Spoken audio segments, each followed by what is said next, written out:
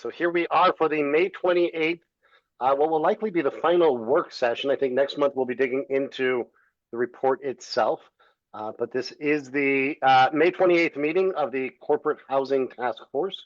Appreciate everyone being here. We really have just a few topics of agenda on the agenda today.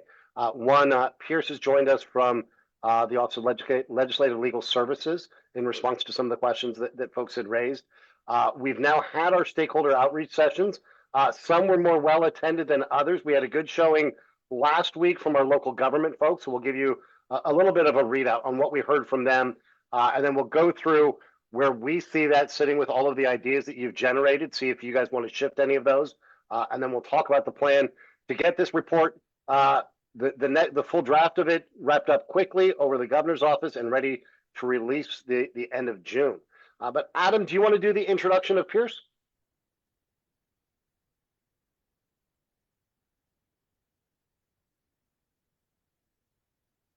I'm going to pass this on to Kate. So if you would be so kind. Sure. We are lucky enough to have Pierce Lively with us today from the Office of Legislative Legal Services, and he has kindly agreed to kind of give us a brief overview of some various legal considerations that you might consider as you're developing any recommendations that you might have for the General Assembly. So Pierce, I will turn it over to you. All right.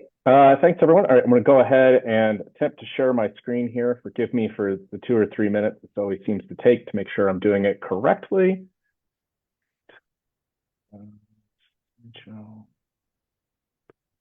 All right. Is everybody seeing the first slide there? Perfect. Okay. So yeah, as Kate said, give you some drafting considerations for what your. Hello, Pierce. I don't want to interrupt, but we're looking at the presenter mode version. Presenter mode. Thank you. Yeah. So if that's okay with you, that's cool. But if you have a different screen that you're doing the full thing on. No, I will just do it. No. Oh, shoot. Sorry, I am gotten used to. How can is anybody hide presenter view? Does that now just show you the first slide? We're actually looking at your PowerPoint program, not the presentation slide. You might have to go back to that presentation one. There's a button up at the top that says swap screens, I believe. Okay. I will do this. Sorry.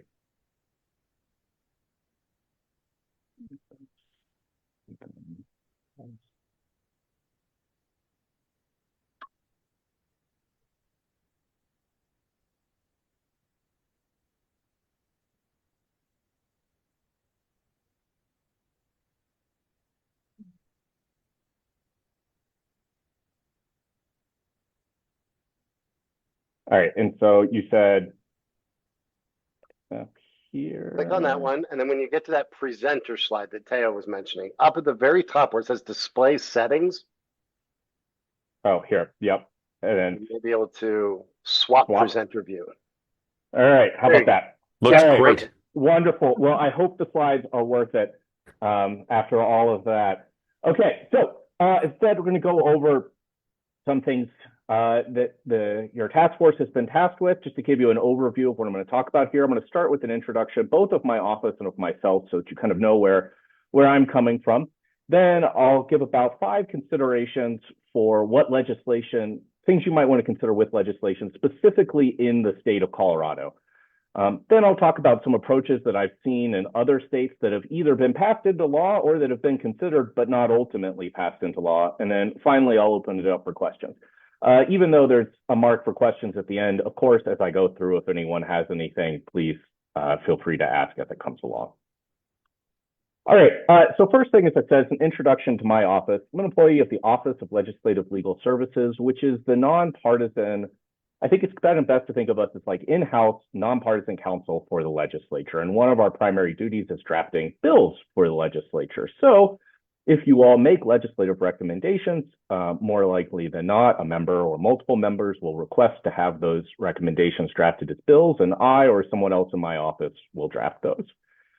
So specifically things I've done that are in this area or related to this area, just to give you a bit of background. I drafted Senate Bill 213 back in 23, which was the governor's big attempt at land use and housing that didn't quite work out. And then I drafted the four kind of component parts of that as it was split out in 24. That was the ADU bill, the parking bill, transit-oriented communities, and then kind of the housing assessments bill in 24. And then in 25, the last session, I drafted the single stair bill and then a regional roundtables reporting bill.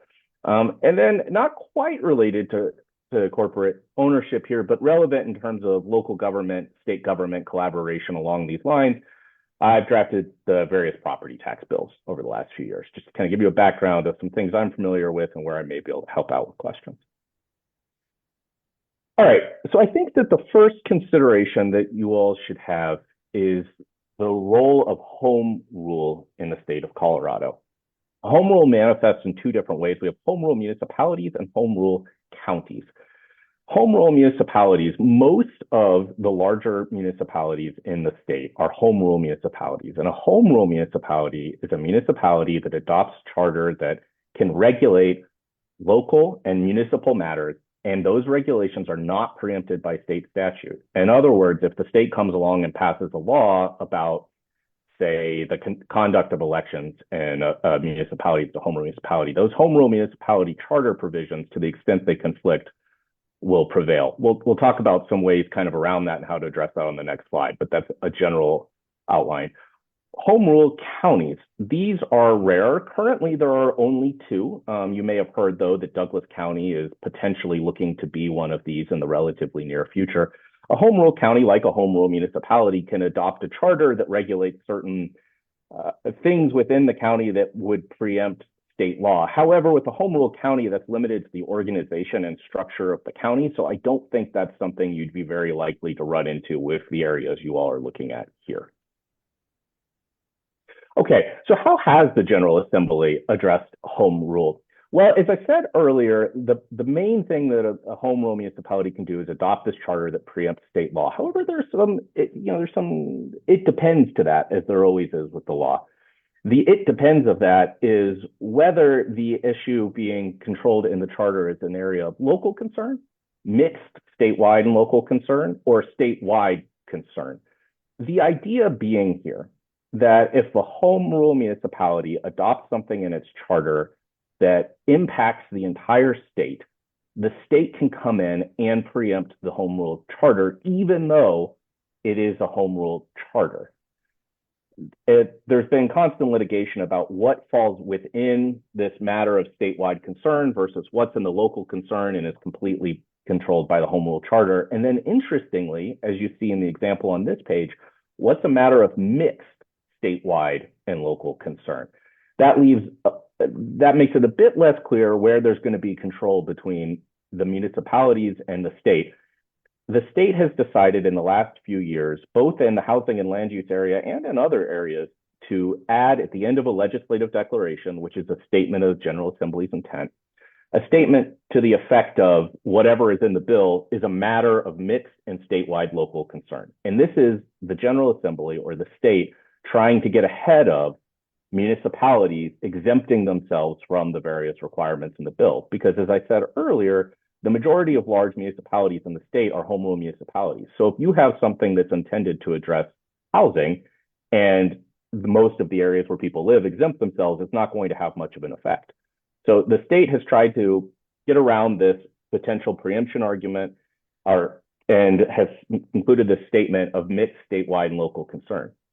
However, interestingly, in the last week or so, a number of home rule municipalities filed a lawsuit against the state, arguing specifically that two of the big housing bills from 2024, the transit-oriented communities and the parking minimums bills, were unconstitutional in trying to preempt the home rule municipalities' land use and housing control.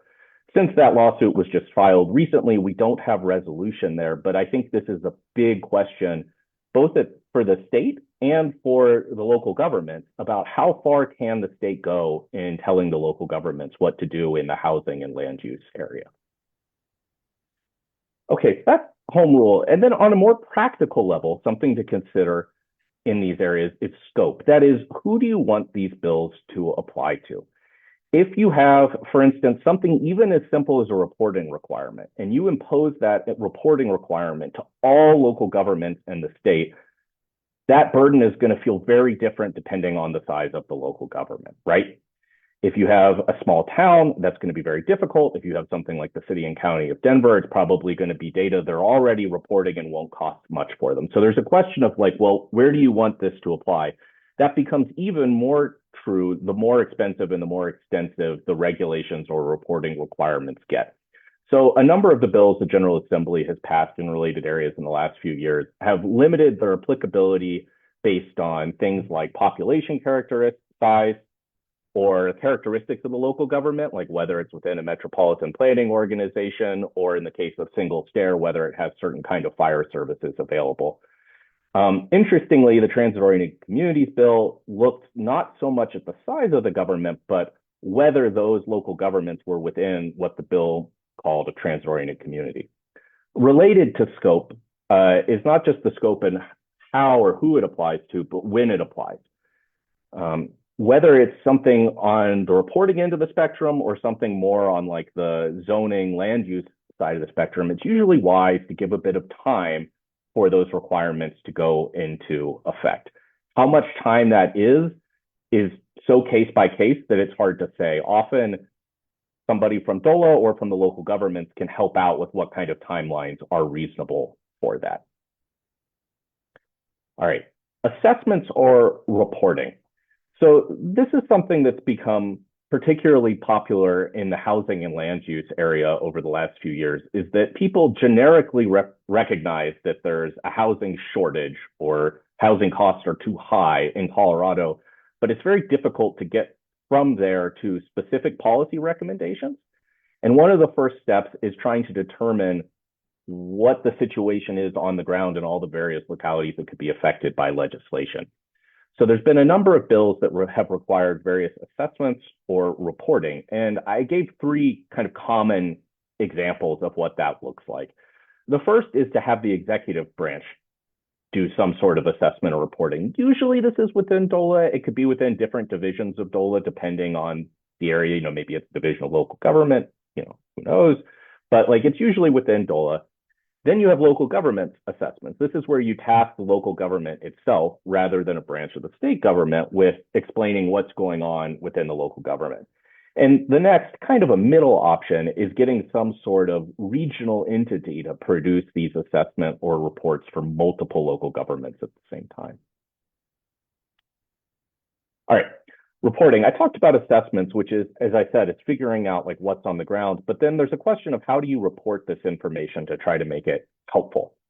The two most common forms of this are reporting from the local government to the executive branch. You can see an example of that there, where a local government's reporting to the state demography office, or you can have, you can have the executive branch report to the legislative branch. This is often common when you come up with a policy recommendation that you think will solve a problem, but you're not entirely sure. So over time, you have the executive branch report on how the policy implementation is going so that it can be tweaked as necessary. Okay, so now kind of jumping out of that and back to a legal consideration more so than a drafting or a practical consideration is special legislation. There's a prohibition in the Colorado Constitution against special legislation. And the basic idea here, I think the most helpful way to think about this is to prevent the state from passing laws that uniquely or unfairly benefit an individual or a corporation. So unfortunately, it would be difficult for the General Assembly to pass a bill that said they should pay Pierce Lively $1 million, as great as that would be. Likewise, it's going to be a problem in the area of corporate housing if you say something like, Coca-Cola cannot buy housing, or cannot buy residential properties or something like that. Like if you have targeted and specific legislation, that's arguably going to be unconstitutional. However, as you would imagine, there's all kinds of instances where a bill is only going to apply to one entity or a small number of entities. And that's not necessarily unconstitutional. It's just that those entities need to be described in a way that could capture multiple entities. So you'll see this a lot of times in the environmental space when trying to regulate various polluters, is they will give a description that'll probably only apply to one or two entities, but that theoretically, if multiple polluting factories or whatever they may be were built, the legislation would capture them. So you can certainly have legislation that applies to corporate ownership of housing, but it would become problematic if you described certain corporations by name rather than by their characteristics in drafting that legislation. Okay, now approaches in other states. So this is interesting. This is something that I'd kind of heard of, but hadn't really looked into until the last few weeks. You all probably heard more about this or are more aware of this than I am, but something that really stuck out to me in looking at how this has worked is that it seems like you can make two big buckets that relate to corporate ownership of housing. One are the laws that relate to information collecting, such as requiring more disclosure on the owners of property or just more disclosure in general on who owns various corporations. And those seem to pass, and there's already existing federal law that accomplishes some of that. Where things seem not to have been as successful is in direct limitations on the amount of housing or residential property that can be owned by corporations. There's been a number of bills introduced in other states, but as far as I can tell, those have not succeeded. And it's been interesting to see the different approaches that those can take. You know, I think the most extreme that I found was in Georgia. There was a limitation on 25 residential properties owned in a single county, which is kind of an interesting approach. Whereas in Washington, you had a limit of 25, but then if you want to exceed the 25, you could do so long as certain accessibility and other requirements were met. And then another novel, interesting solution that was attempted but did not succeed in Florida was to change the zoning categorization of corporate housing. If you create a new type of property class for corporate housing, that opens up a world of possibilities, either through limitation of that kind of zoning class by local governments, increasing fees on various expenses attached to that property class. There's any number of approaches you could take there once you create that class. But that seems not to have succeeded for the time being in Florida. Okay, so those are some major considerations within Colorado and an overview of what has been done outside of the state of Colorado. Does anybody have any questions? Anything further I can explain or assist with? Here's just knowing the ideas that are being tossed around and some of what we've heard from local government. One of the last things you mentioned was around local government collecting that information. And I wonder if you could talk just, transparency, where this group largely is so far, and we're going to be talking about this today, is nobody is yet convinced that we should be regulating this. There are some pockets that suggest it requires more close monitoring. And the biggest place we're looking at is that data collection to get to transparency of the ultimate beneficial owner. And we're looking at everything from in-state versus foreign corporate entities and getting to true ownership. And I'm wondering if you could talk a little bit more to those first examples of what did work, of what the state could do mirroring the federal, what local government could be called upon to collect, and where that does also intersect with home rule. Yeah, so I think that question can kind of be broken down into two parts. The first is making sure that there's the requisite information to be reported, and then making sure that that information is reported in a usable and actionable way.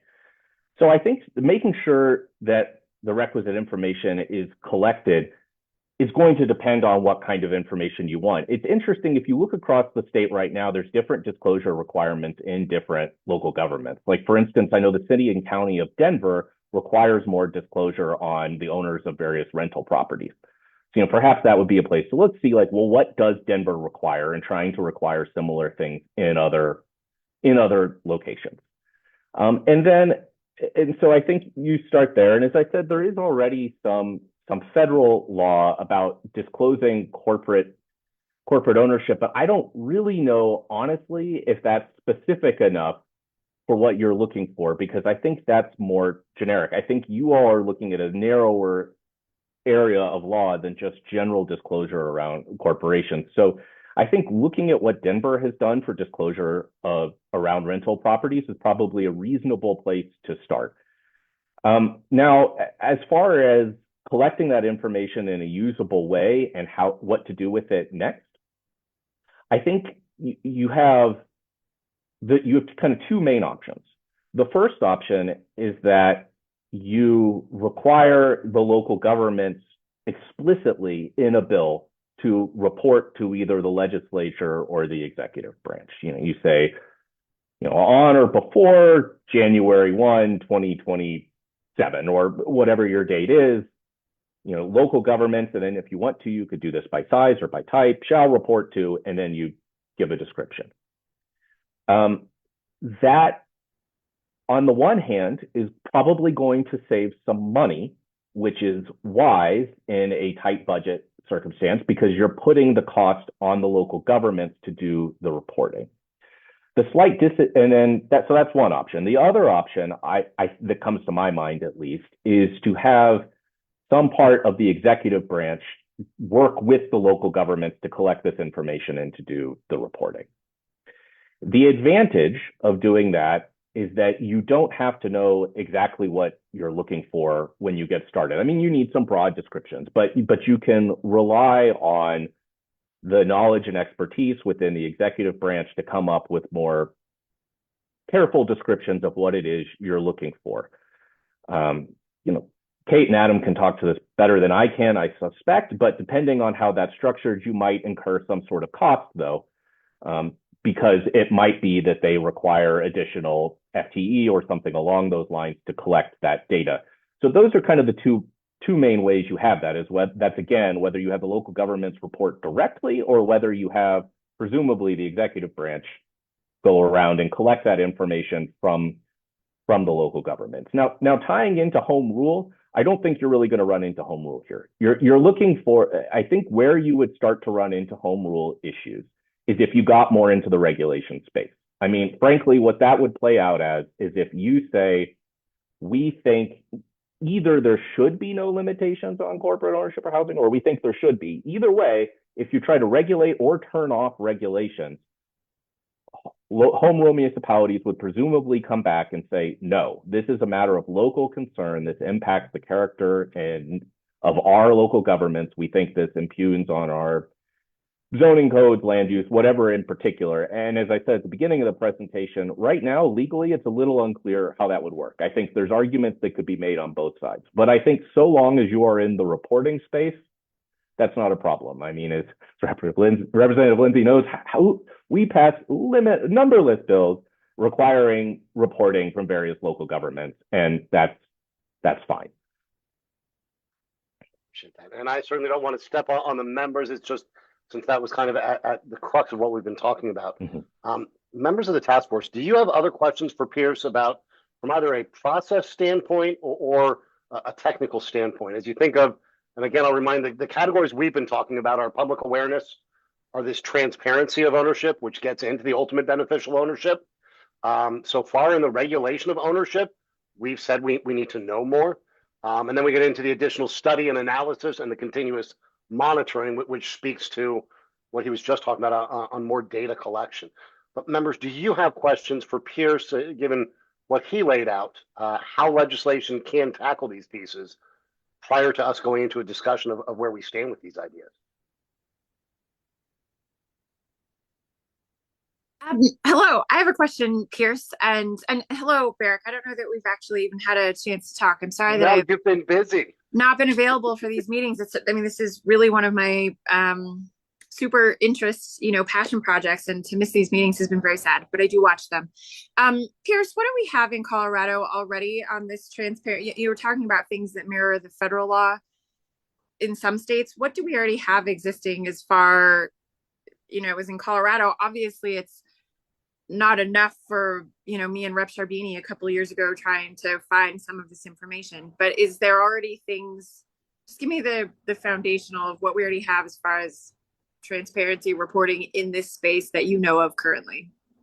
So I don't think that there's really any, if in this space you specifically mean corporate ownership of housing, there's there's not really much at the state level. You have a bit, as I said, at the local level. I think where most of the requirements we have at the state level now are with the Secretary of State and relate to disclosures that the owners of various corporations are required to make when they register with the Secretary of State. But that is, honestly, I think that's so high level that it doesn't really help you. Because I mean, you're missing the intervening step of, okay, maybe we have this information about a corporation, but we don't know that they own these properties. So that having that information doesn't really help us out much. So it seems, to my knowledge, and this is off the cuff, so I could be wrong, but to my knowledge, we don't have anything as specific as what you're looking for in the state now. As I said, though, some local governments do collect relevant information.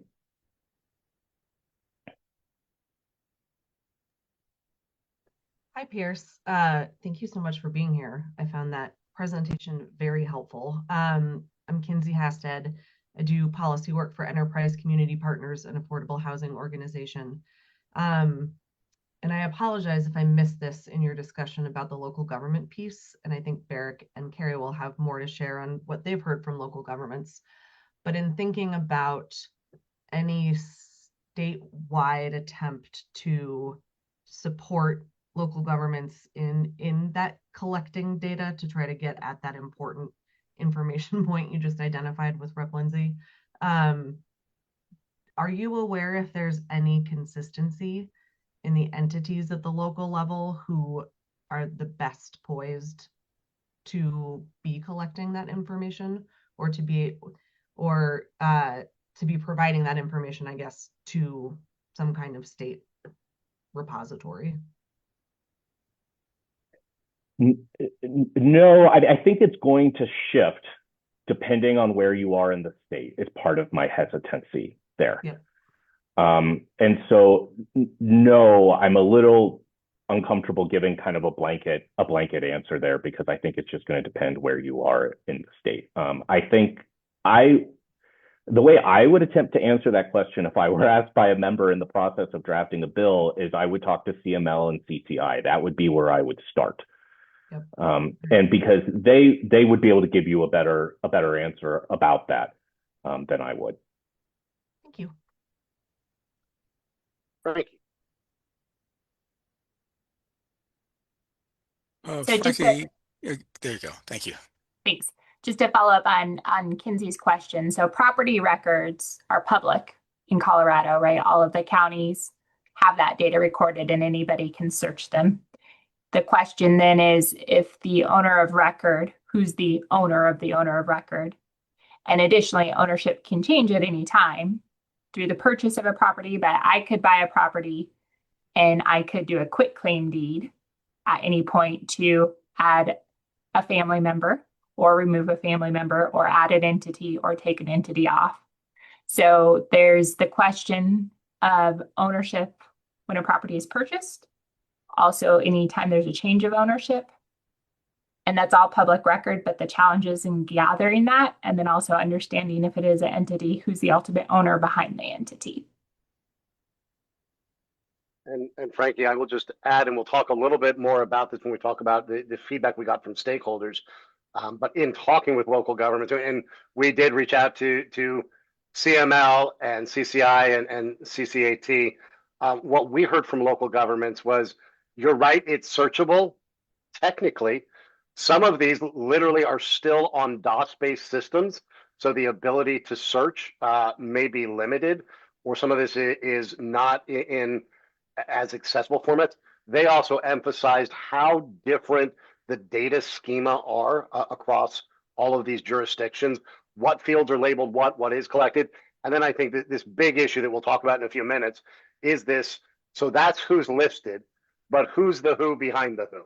And how do we get at that ultimate beneficial owner?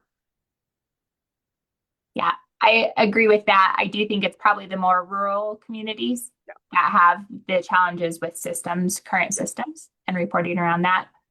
And I don't have the data in front of me to support this, but I think where we have questions about corporate home ownership is more in like Front Range communities in the larger municipalities. I think that's right. Adam, jump in.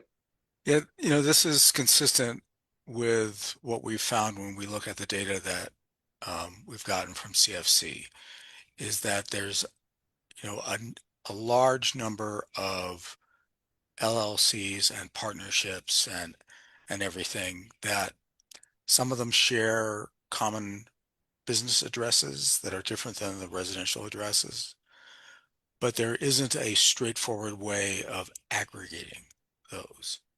And that is part of the challenge that that we see, that I had hoped it would be as simple as just adding another field, but apparently it's not.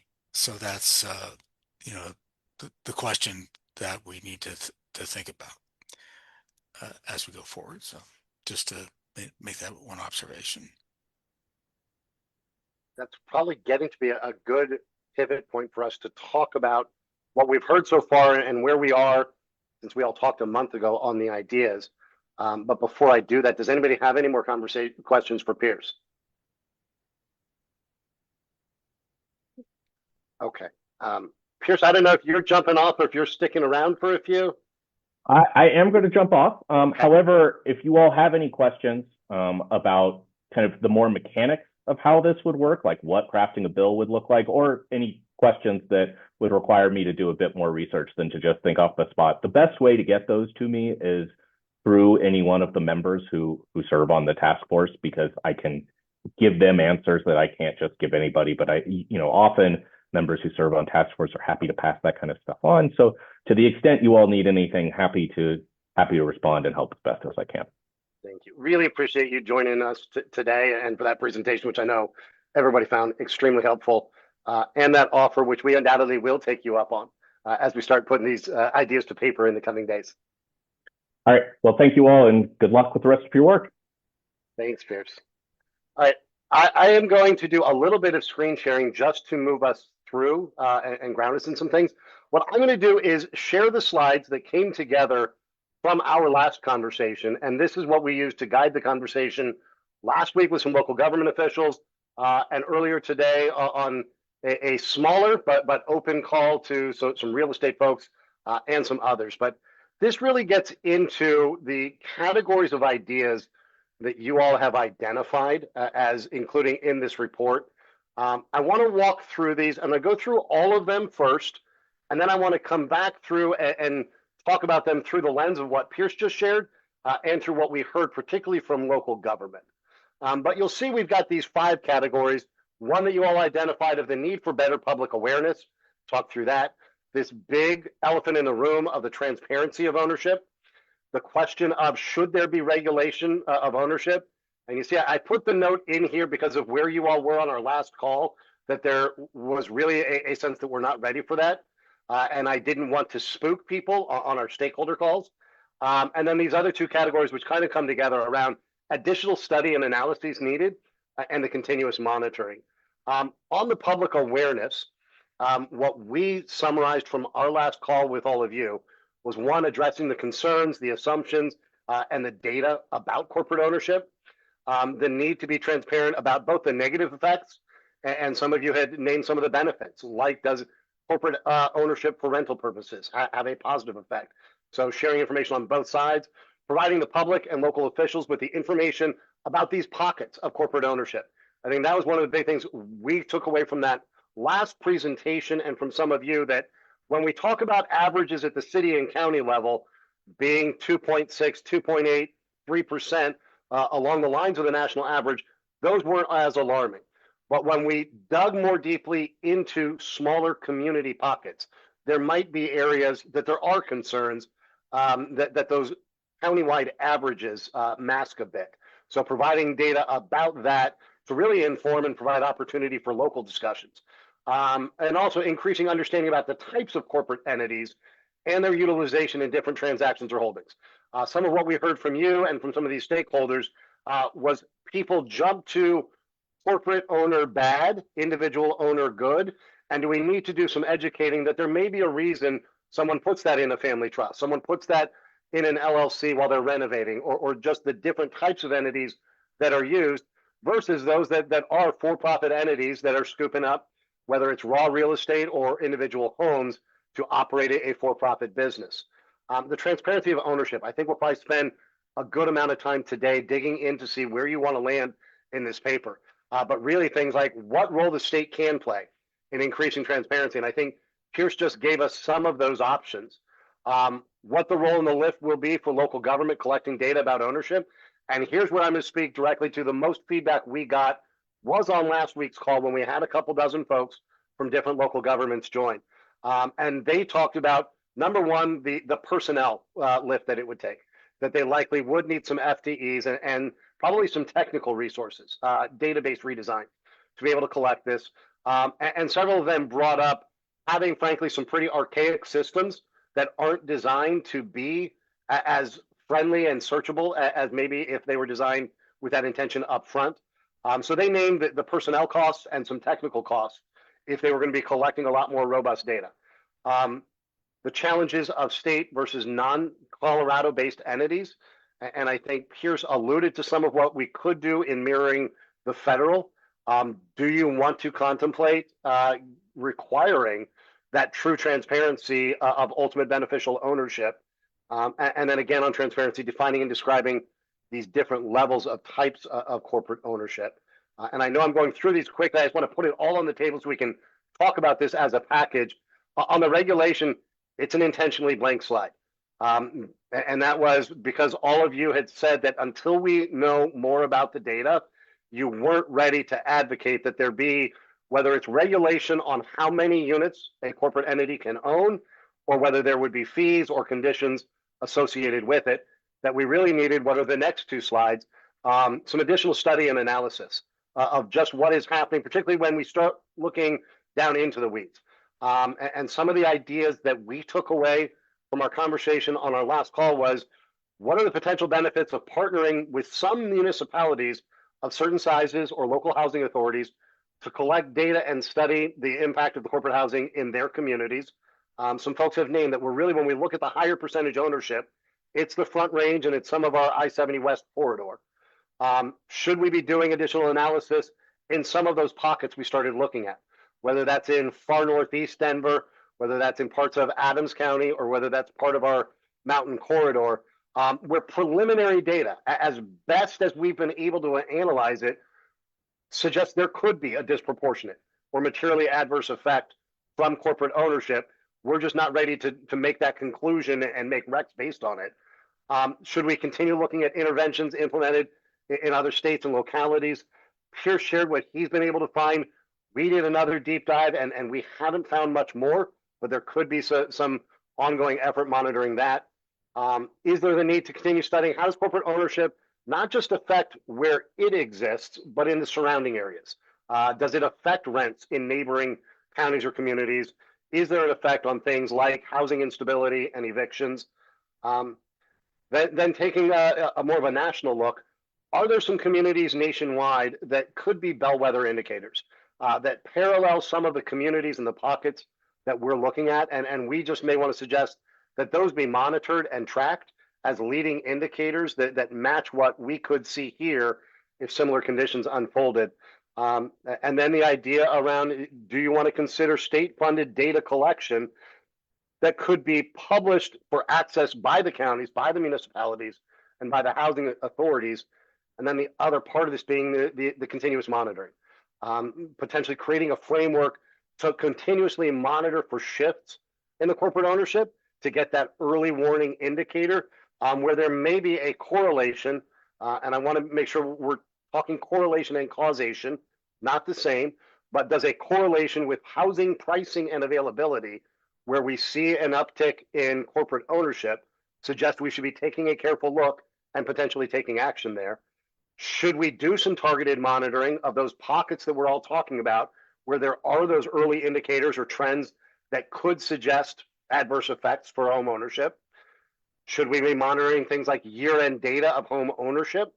And then lastly, combining a few of these, should the state consider, as part of this monitoring, creating an early warning or mapping system for policymakers to use to monitor the market conditions and the potential risks, so that we look at some of these higher risk, higher concentration areas, and particularly make that data available to local planning departments, local leaders, housing departments, so they can be prepared to take action and monitor corporate activity in these areas, as well as things like the other indicators around home value fluctuations, rent rates, eviction notices, minority home rates, and other things that may suggest that we've got some things happening in correlation that could be caused. So these are the ideas we took to the stakeholders. It's where we think all of you are on really the framework for where this report that we're going to be drafting pretty quickly in the background already. I'm going to take off my slide sharing so we can actually see each other. Happy to pop those back up. And Heidi, you were able to listen in on a couple of the stakeholder calls. I don't know if there's anything that you took away from some of them that you want to highlight to the group. Sure. Yeah, I'd be happy to. I mean, I think that it was a bigger group last week, 2 weeks ago, than today. And I was a little, I caught it toward the tail end today. I wasn't there the whole time. I do think a couple things that, in addition to what you've shared, what struck me about the discussion last week is I felt like even though the local government said, yes, we recognize the need for more data. We're worried about the burden. They did feel like this was a problem. I mean, they were curious about what was going on. One or two of them said, when you shared the Colorado Futures research, those percentages seem low for us. That surprises me. I would have thought it was much higher. So I did feel like there is a genuine, kind of surprising for me, like genuine and kind of worrisome interest in what's happening, and they'd like more information about what's going on. I feel like they would welcome a broader state role in this. They just don't want the burden to be on them to collect and produce the data. But there definitely seems like there's more concern than I anticipated, and a little more worry about how this is affecting them. And I would also, and maybe this is editorializing just a little bit, but I did feel like they would welcome some additional resources, data, so that they could craft local policy if their leadership felt like they wanted to go that direction.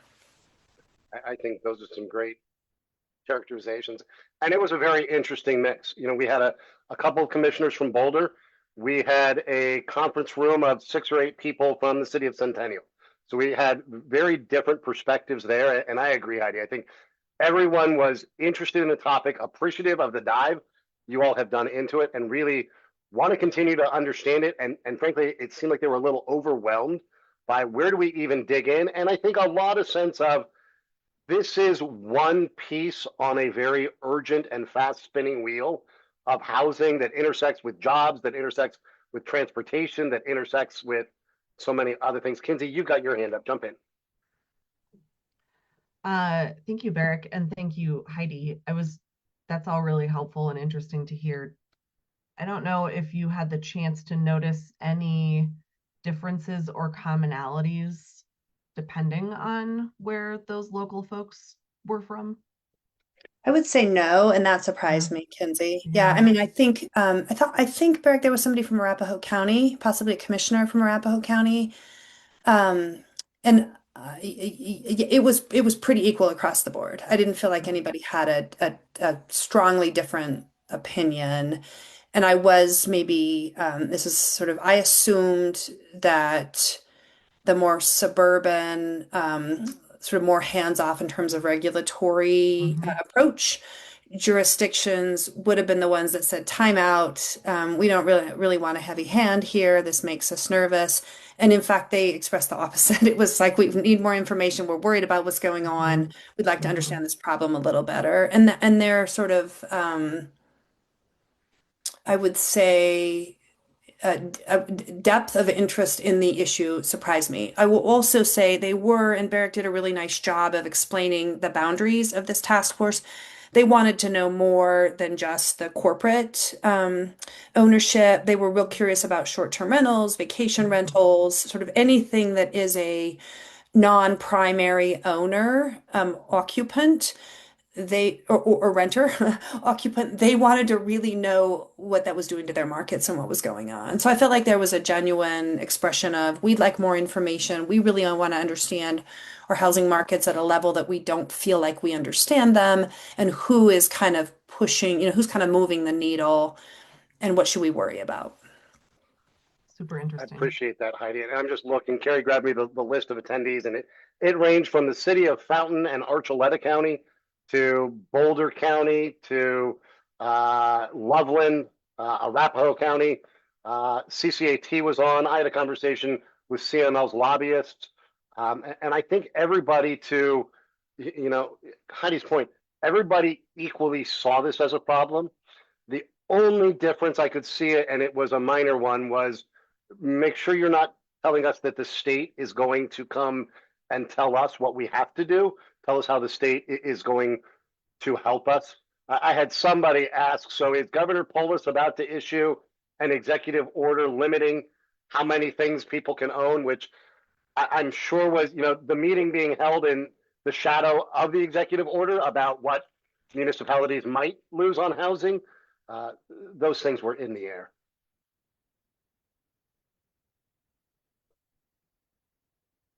So let's, if we can, drill into a few of these, because we are now shorter than weeks. We are in days for drafting. And I want to particularly get your thoughts on this transparency of ownership and the continuous monitoring. So I'm going to put this back up. This is kind of the framework that we landed on our last call of what role the state can play and where we need to get. And this is combined with the later slides on the continuous monitoring. I want to get to the continuous monitoring and the ongoing analysis and study in a minute. I want to have a pretty in the weeds conversation with all of you about where you're comfortable with your recommendations landing and getting to this transparency of ownership. Do you want to be as high level as the task force finds it is in the public interest to gather the ultimate beneficial ownership? Or do you want to get more into the weeds of, we believe the state should provide the framework and require local leaders to collect and make available in an easy to query format the following points of data? But I think that's a point of decision for all of you, is what do you want to recommend be done to get at transparency of ultimate ownership? And how, if at all, do you think differently about a Colorado-based corporation, an out-of-state business who is operating out of state but comes and does business here, or a Colorado individual who forms a Nevada LLC so that their registered agent acts as one step removed? So I'm going to take that off screen again for a minute. I'm happy to pop it back up, but would love for the group to lean in on, where are you in what you believe the role should be for state action and for state calling for local action on getting at this transparency to ultimate beneficial ownership?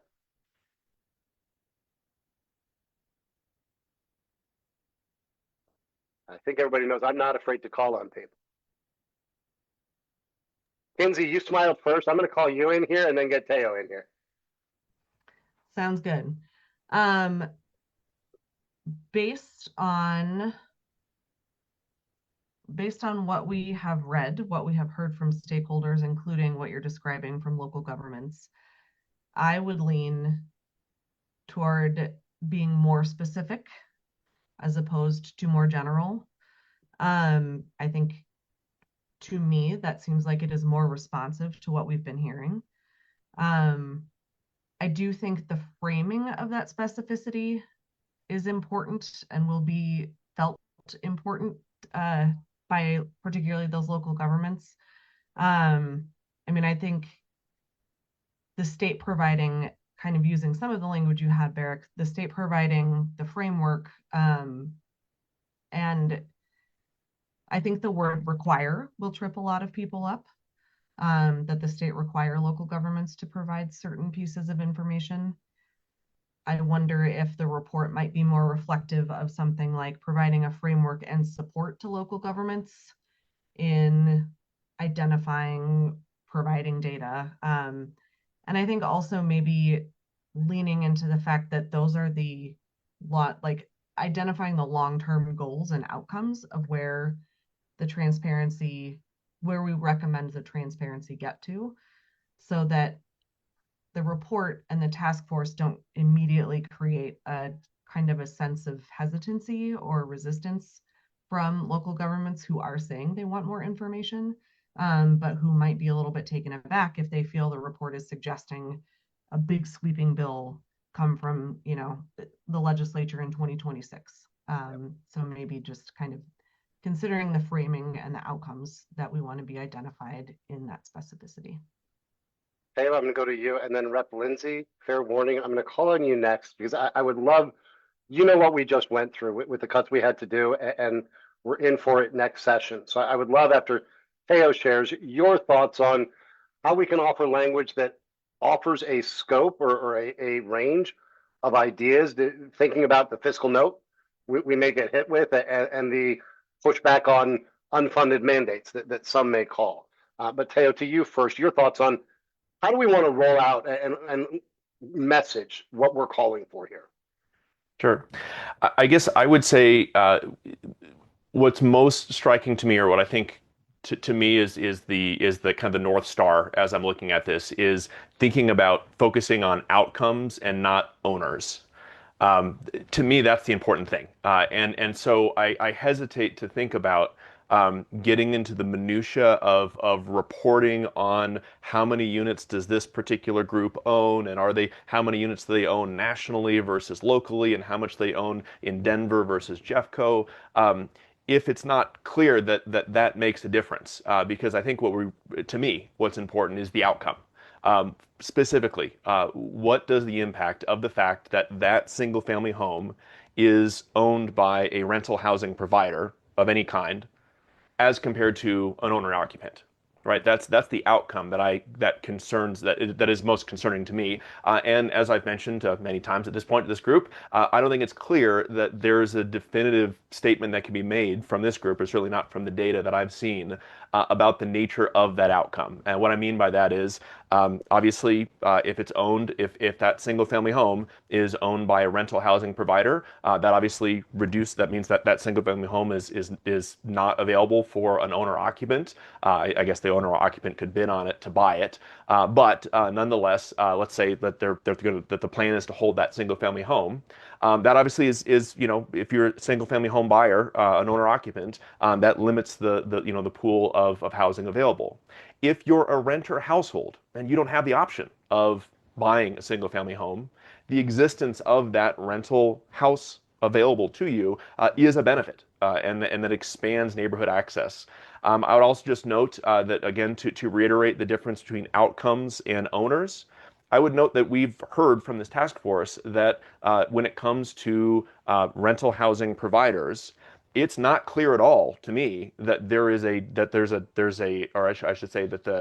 any negative or adverse outcomes of that being a larger corporate owner outweighs the benefits of that. And what I want to specifically call to is, I remember we heard about Flock Homes. That was the group that allowed specifically Colorado-based investors, mom and pop operators who owned a single family home rental, to contribute that to a pool of single family home rentals, and in doing so provide rental housing that's needed in the state, and provide it to a group that is adhering to housing regulations and policies, that's making the kind of capital improvements that allows that naturally occurring affordable housing to continue to exist. And again, I'm not dumping on mom and pop operators. I certainly consider myself from that group. But it's just worth noting that corporate owners that have professionalized management and the capital reserves to make those investments in that housing stock serve as a benefit. And so again, what I would just say is to go back, and I promise Rep. Lindsay, you're coming up next. But it is outcomes, not owners. Specifically the question of rental housing, expanding rental housing versus expanding owner-occupied housing. and to double down on this question about whether or not we're ready to recommend that municipalities or the state level take on the onerous responsibility of figuring out exactly how many units different types of owners own. It's not clear to me that if we had the answer to that question, we would be closer to answering or to addressing the outcome versus the ownership question. That's where I stand. I want to make sure, particularly since I have to do some drafting here, that I understand all of the perspectives, and I don't expect 100% alignment here, but what I'm hearing from you is we don't know enough to say you should take on this burden and this potential cost of collecting this additional data. Are you saying we therefore shouldn't collect that data anywhere, or that we should be doing some further analysis to figure out if, when, or where that is warranted? And I guess part of that is, in your mind, might that mean that after further monitoring, what ends up being recommended is you need to collect that data in this subset of areas? I'm trying to understand how that outcome informs where you think we should go with any ideas on getting at this ultimate ownership. Absolutely. So what I would say is, assuming this is going to cost money, and let's be clear, it's going to cost someone money. It's going to cost the counties money in terms of work that they're doing, or if there's a recommendation that action be taken, it's going to cost someone money. And so my question is, what's the most efficient use of what we all know is very, very scarce funding? And what I would just say is the most efficient use of scarce resources is in diagnosing the extent to which there is an issue that's affecting homeowners and renter households, and that has not, I just want to make clear, that has not been determined. I think it's surprising to people, but I don't feel that we've had the data that suggests that can come down and say yes. Let me give you an example. Yes, where corporate ownership, where there's a 10% of single family homes are owned by housing providers, we see an adverse outcome on a certain population that we want to make sure to address. That is to say, owner-occupant population versus rental housing population. And so we haven't seen that yet. And so to go around and start collecting and tracking down the LLCs, again, you might get really rich data at great expense, but it wouldn't answer the question, is there one, to what extent is there harm that's being done here by rental housing being provided by single family homes? And then two, then what to do about it? And so that's where I see that. I think right now, based on the data we have, we certainly can, in broad buckets, figure out what percentage of the housing stock, single family home housing stock, is owned by an investor of some kind. And I think that's an important, that is to me the important question. The question of who it is not clear to me, because regulating the who is it's not clear to me what you would do about that. Regulating the what, I think, there's a fair point to be made there. Make sure that all, housing is decent, safe and sanitary, making sure that that housing regulations are being followed. Those are all things where you target the behavior and the outcome you're looking for. But it's not clear to me if you just said, no one can own more than 5, no one of any type can own more than 5 rental housing units, single family homes. I'm not sure what that would do. And so to task the group or to task the municipalities with answering that question, I don't know that gets us to where we need to be.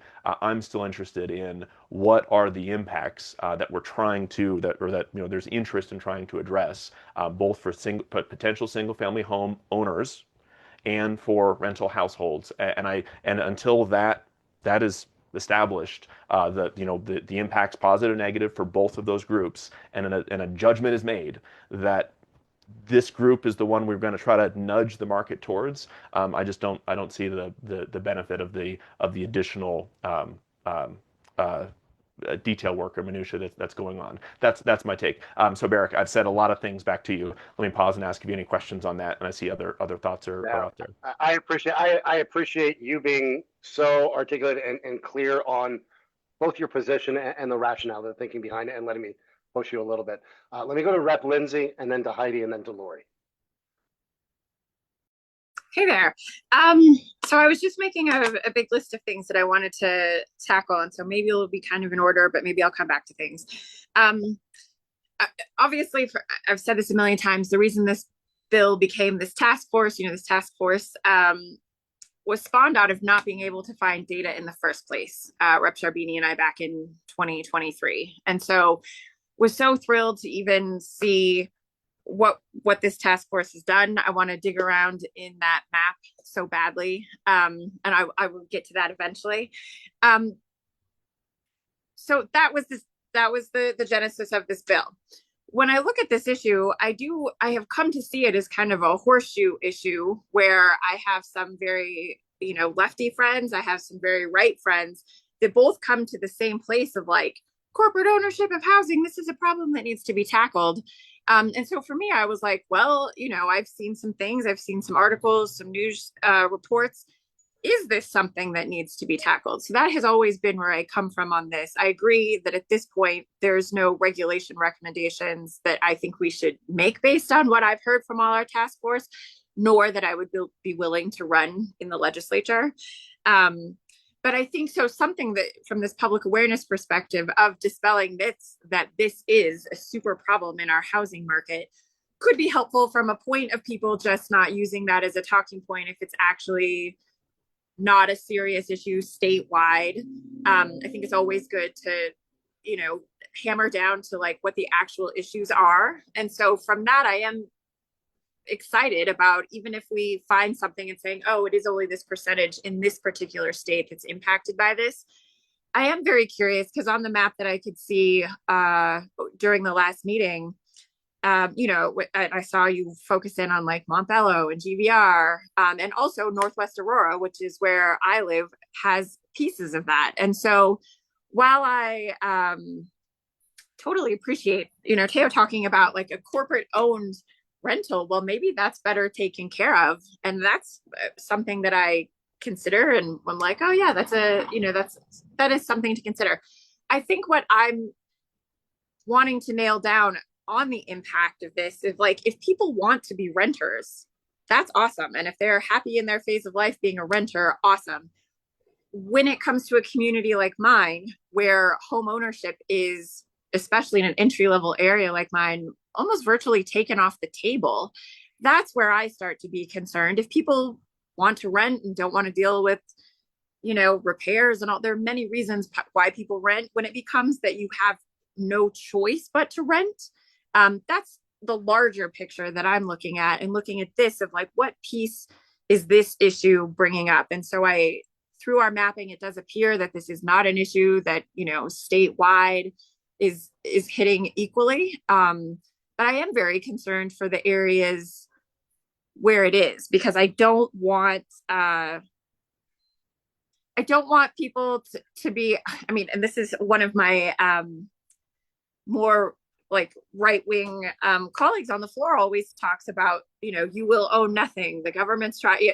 And that to me is a horseshoe issue again, where people, I think on both sides, are seeing this housing issue of a larger movement of not being able to, move forward in economics, or, some people say it's government overreach to getting us all of those things, but the concerns are the same. And so I think that going into a bill, I think that there is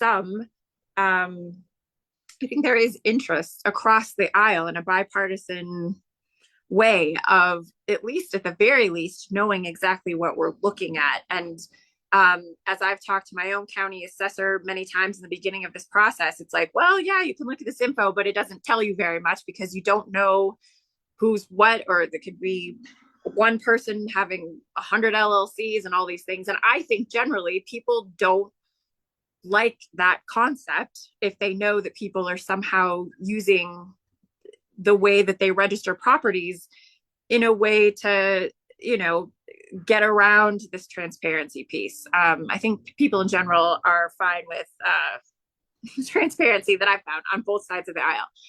I had one bill that had, I had two bills. I had two bills that had a fiscal note this session. One didn't make it through approps at all. One did and passed with some very creative use of rules that really got me in a lot of trouble. And so obviously going into next year, where we are thinking that it'll be the same, if not worse, than our budget this year, That's a super concern of any bill that I run. That fiscal note will matter. It could mean, whether this makes it or doesn't. And I'm also very concerned. One of the first meetings I had when I got into office was with a county commissioner, and they were basically in, this unfunded mandate discussion from my county and saying, yes, there are many lovely ideas out there that you pass the legislature and then you throw it down to us and we're burdened with it. And so I take that very seriously. I don't know if one is, I think it has to be a combo of both, but the state supporting, the state helping this data. But I think the data is critical, because I think that if we don't see this correlation yet, it's not because we've said that there isn't a correlation because we've looked at the data. It's because still we don't have enough data to say whether there's correlation, causation. I don't even think that picture is clear at this point. And so I am in favor of moving forward with, recommendations that the data piece needs to be somehow more streamlined or uniform, or adding another field, or whatever that is. And as a non-data scientist, I couldn't even begin to really make those recommendations, but I know I'm hungry for more data in this space, which, like I said, was the genesis of this bill in the first place. And I'm just trying to see if there's anything else.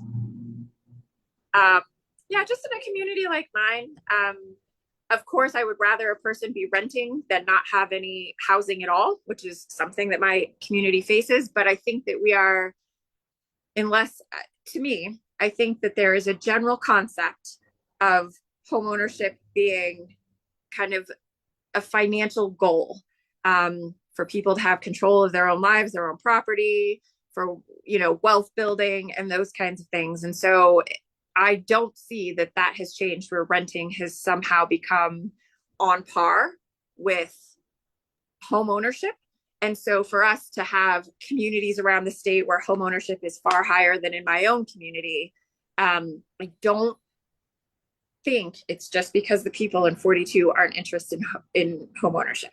And so me looking at these systemic barriers or issues or whatever is very central to the work that I want to do in my community. And I guess I can end it there. No, I appreciate that. And I think it's a powerful reminder that averages don't matter much to the people living on the outliers of that extreme. And I think that's the challenge before this task force is how do we address all Coloradans? I'm going to go to Heidi and then to Lori. And then in our last 15 minutes, I am going to circle us back where I think Rep. Lindsay really took us, which is not just the transparency, but what is the true additional study and analysis that data needs to be used to drive. But Heidi, to you first. Sure. Yeah, just a couple of thoughts, and then I think I'll share where I think I'm going with recommendations. I do think on the homeownership side, we can't lose sight that homeownership is the wealth building vehicle, the primary wealth building vehicle for people of color. I mean, every study shows that's indisputable.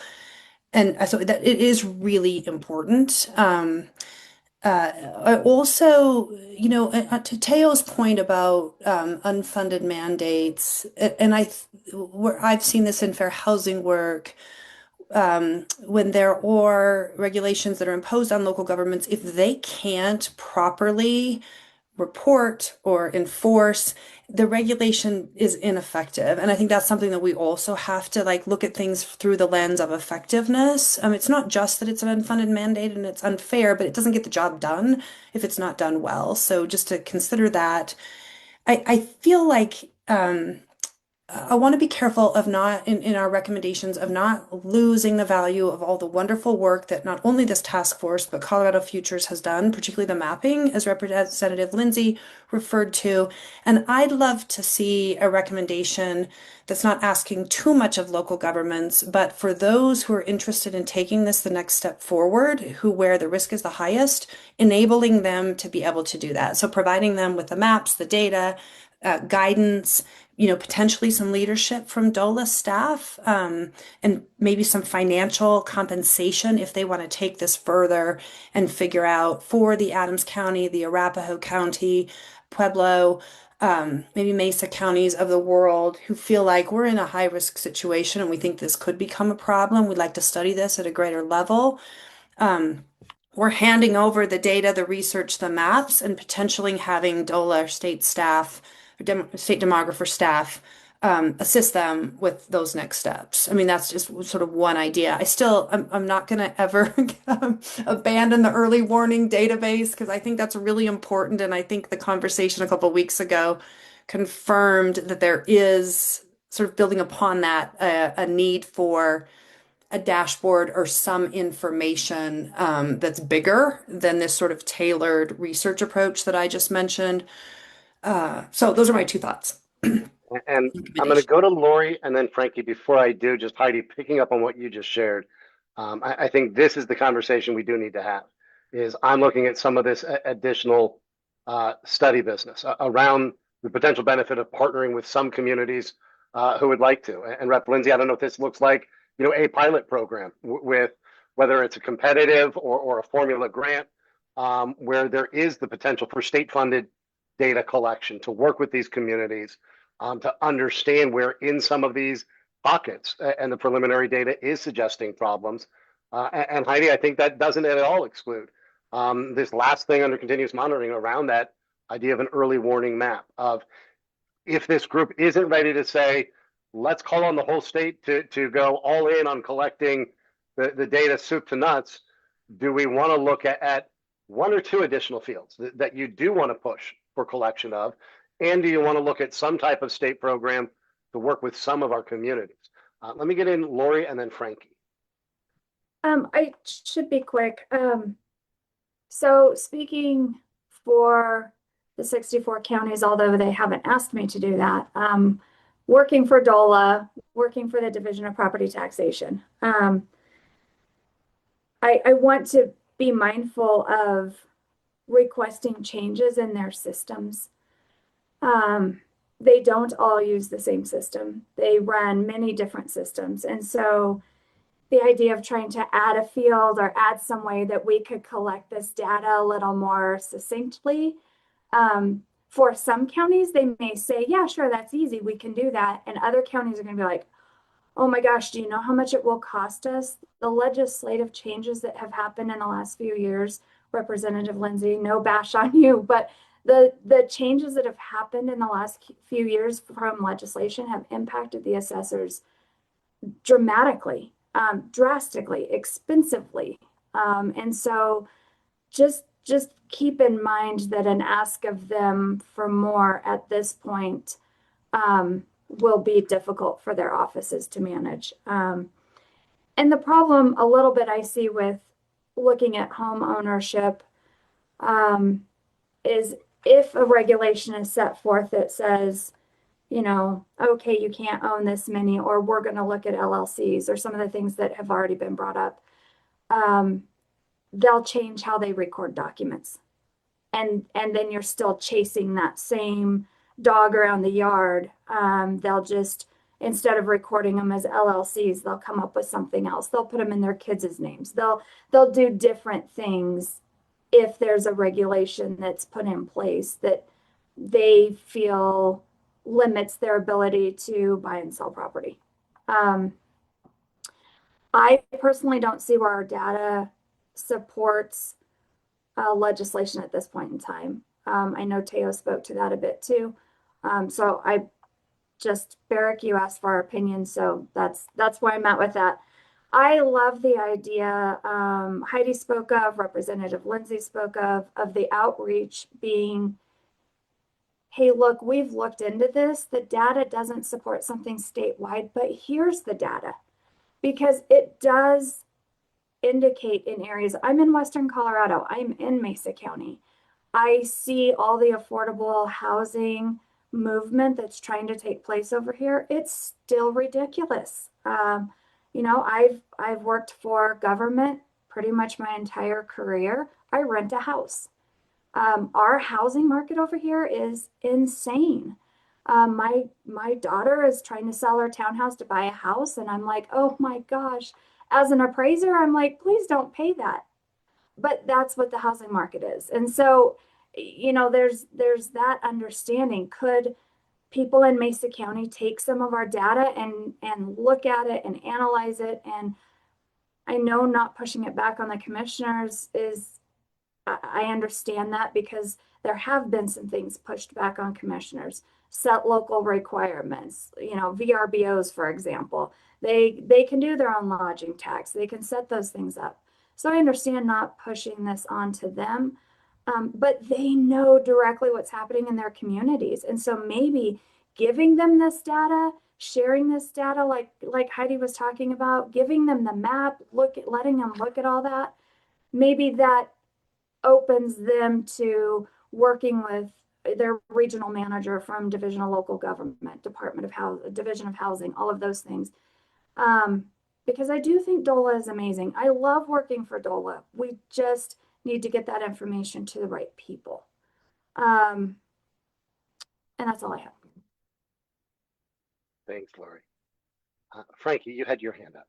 Yeah, thank you. I just had a couple other things I wanted to point out, and it goes to the complexity of this issue and also all the various market factors that influence housing and housing prices. I do agree with Lori that this is probably a local issue, and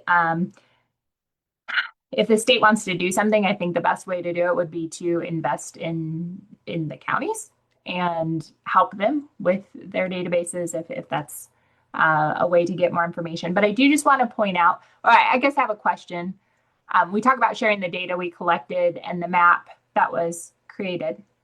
Is that map set up to continually update, or is that point in time? It's a point in time. Okay, so I just did a quick search, and on average in Colorado each year, there are 84,700 real estate transaction sales that occur. And that doesn't capture, those are purchase transactions. That doesn't capture any change of ownership that may come on an existing home. And really, to make any assumptions about the impact of the different types of ownership on the overall housing market, you would need trended data, right, over a period of time, and it would need to be ongoing.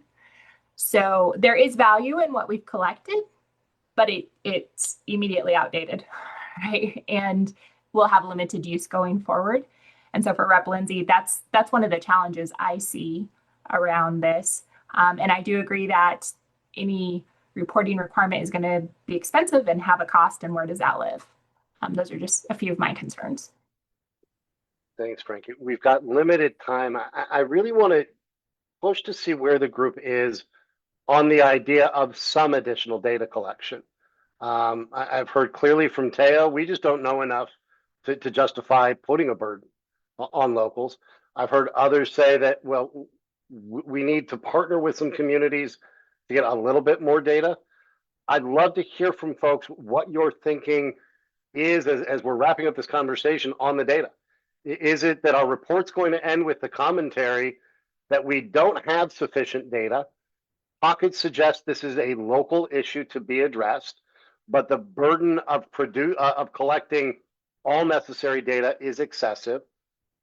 Or is there a range that you would like to put on the table of anything from in these communities or areas where we know there are high concentration pockets? We think they should be supported in collecting additional data. Is there, you want to recommend at minimum these two new fields? Is this owned for occupancy or for profit or for rental?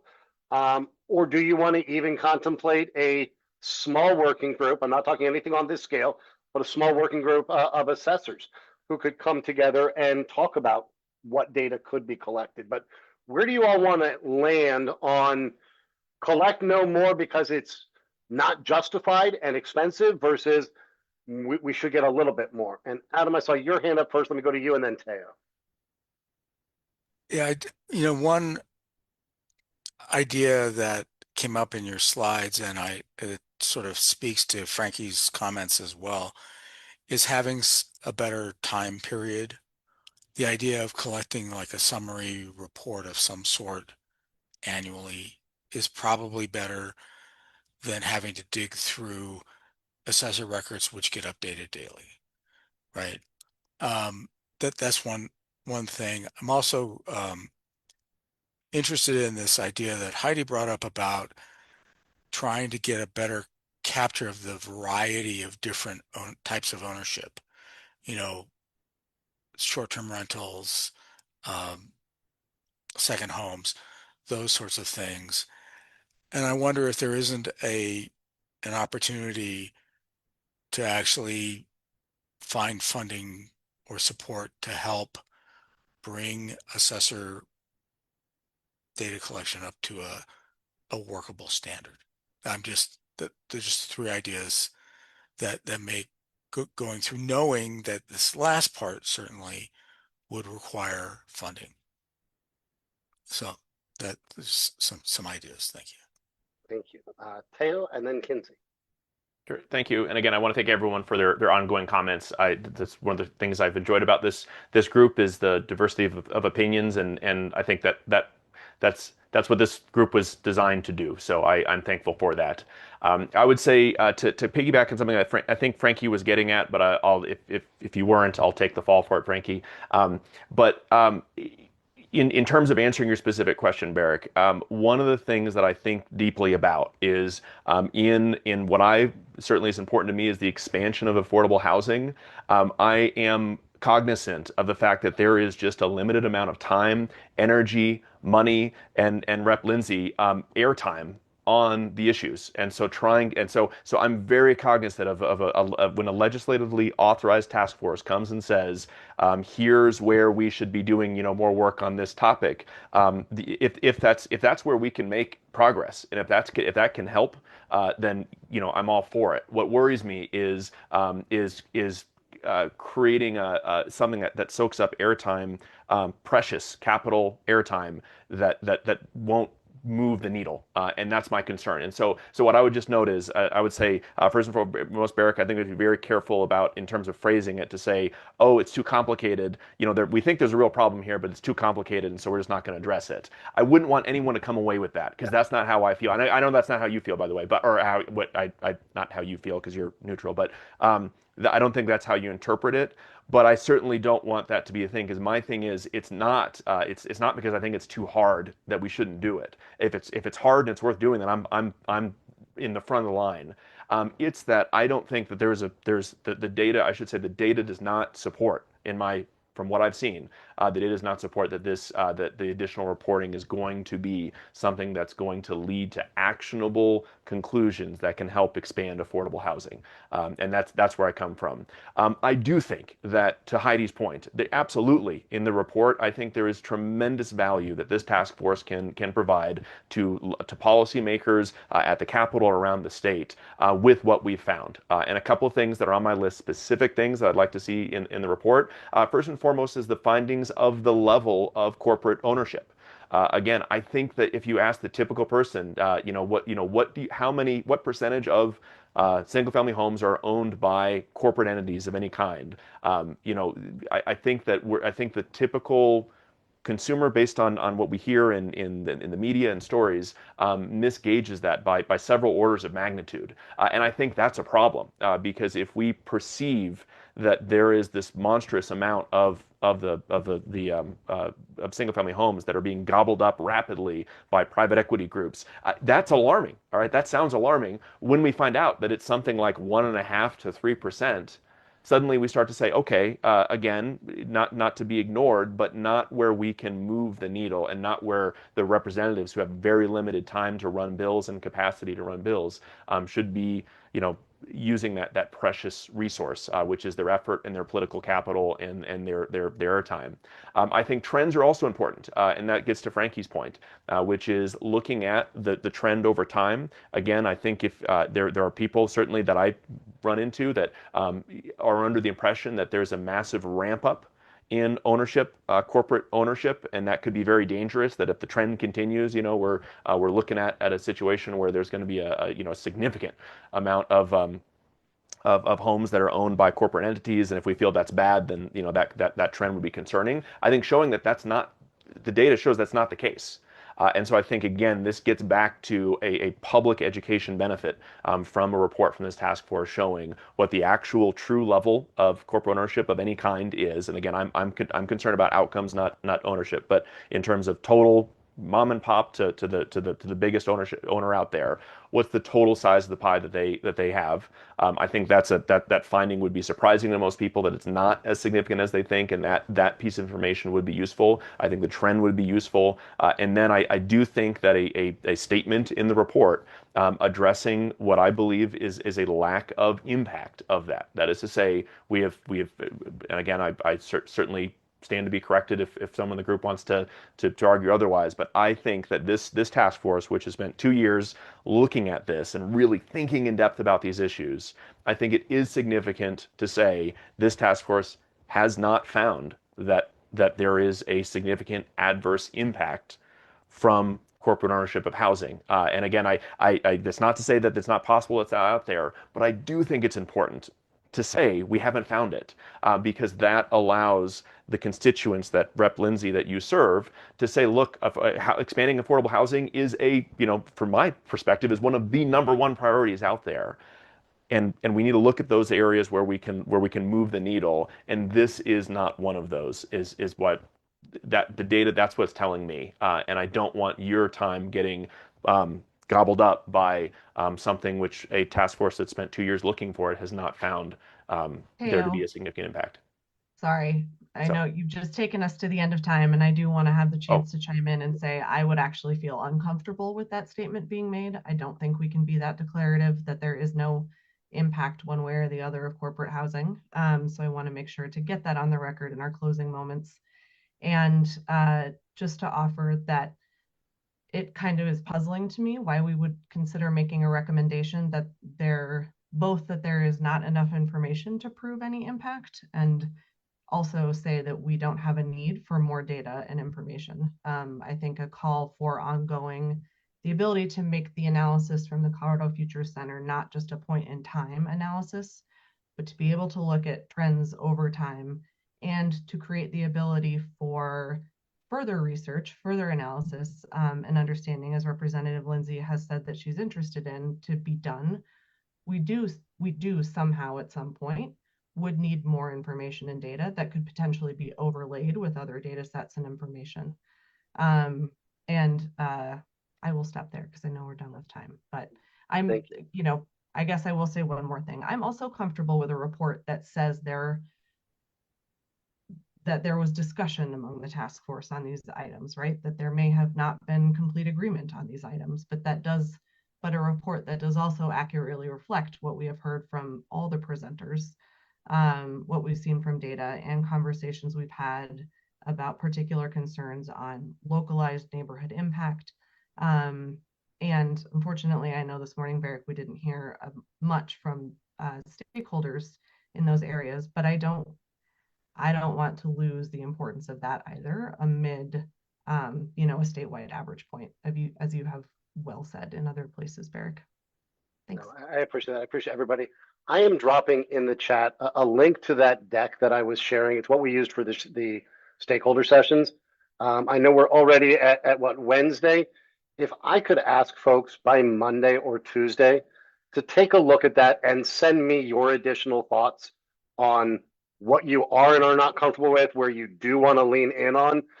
My task is going to be to see where there is consensus and where there needs to be, as Kinsey said, commentary in this report that there was discussions of that included A, B, and C. So I don't need you to mark that up, but I wanted you to have that because that kind of has the framework of the early study and analysis and of what we're talking about. So if you could send me those thoughts. I know we're 3 minutes over. We will have a June meeting. It will really be to go over a report. So this is our last work session. I want to take this opportunity to very humbly thank all of you. We've had the privilege over the years to facilitate probably 60 or 70 different task forces on all matters, from transportation funding to affordable housing to civil rights.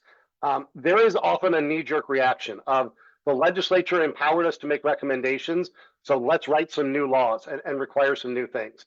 And I think it takes a level of stoicism and professionalism to say, we're ready to recommend some things, we're not ready to go all in. So I think it's laudable that you did that. And then Rep. Lindsay, I want to thank you because of all those task forces I've been involved with, I think about 2/3 of them, the representative or senator passed the bill, created the task force, and said, now go with God. And we never heard from them again.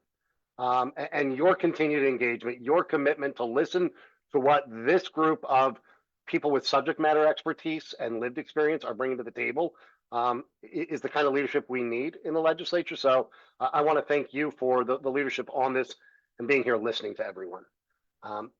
With that, thank you all. You've got that link in the chat. If you aren't able to grab that document, shoot me an email. I see somebody already saying that Google's not letting you access it. I will get that taken care of and I can send it directly to you. But if you could get me your thoughts by early in the week, we'll be working to turn around a draft of this over that next week for you all to take a look at. With that, thanks for giving us a few extra minutes today, and we'll talk soon. Thanks, everybody. Thank you.